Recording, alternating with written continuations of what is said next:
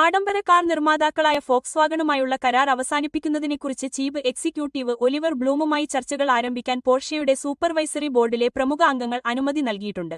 വെള്ളിയാഴ്ച ഒരു പ്രസ്താവനയിൽ കമ്പനി ഈ വാർത്ത പ്രഖ്യാപിച്ചു. പോർഷെയുടെ ഉടമസ്ഥതയിലുള്ള ഫോക്സ്വാഗന്റെ സിഇഒ ആയി ബ്ലൂം തുടരുമെന്ന് കമ്പനി പറഞ്ഞു. മക്ലാറന്റെ മുൻ സിഇഒ മൈക്കൽ ലൈറ്റേഴ്സിനെ കമ്പനി പിൻഗാമിയായി നാമനിർദ്ദേശം ചെയ്യുകയും അദ്ദേഹവുമായി ചർച്ചകൾ ആരംഭിക്കുകയും ചെയ്തു. 10 വർഷമായി പോർഷെയെ നയിച്ച ബ്ലൂമിന് ഒരു ജോലി ഉപേക്ഷിക്കാൻ സമ്മർദ്ദം വർദ്ധിച്ചു. താരിഫ്, ദുർബലമായ ചൈനീസ് ഡിമാൻഡ്, ഇലക്ട്രിക് വാഹനങ്ങളിലേക്കുള്ള ചെലവേറിയ മാറ്റം എന്നിവയിൽ നിന്ന് രണ്ട് കമ്പനികളും വലിയ വെല്ലുവിളികൾ നേരിടുന്നു.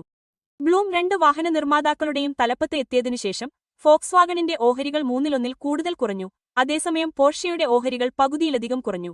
ഫോക്സ്വാഗണും പോർഷെയും പുനഃസംഘടനയ്ക്കു വിധേയമായിക്കൊണ്ടിരിക്കുകയാണ്. ഓരോ കമ്പനിക്കും ഒരു സിഇഒയുടെ അവിഭാജ്യ ശ്രദ്ധ ആവശ്യമാണെന്ന് ചില നിക്ഷേപകർ പറഞ്ഞു.